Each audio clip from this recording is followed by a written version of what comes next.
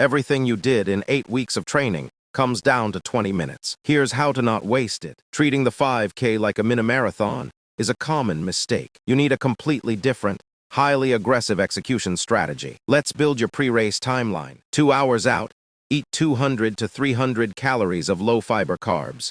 45 minutes out, take 3 to 6 milligrams per kilogram of caffeine. A quick note for female runners.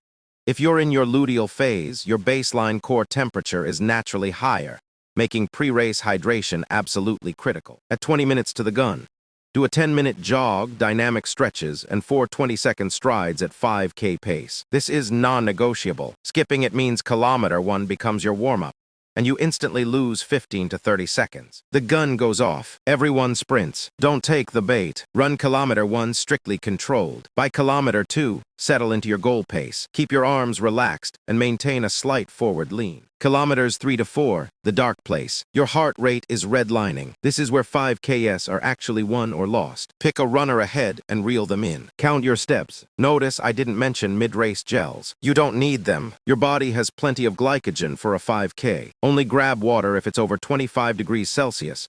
Otherwise, skip the aid stations entirely. For your final kick, wait until 400 meters to go, not a full kilometer out. The mechanical trick here, pump your arms much harder and increase your cadence. Do not artificially lengthen your stride. After crossing the line, force a 10-minute easy jog. Eat carbs and protein within 30 minutes. Keep running easy for 5 days. The beauty of the 5K, you can bounce back and race again in 3 weeks. Your first 5K PR is just the beginning.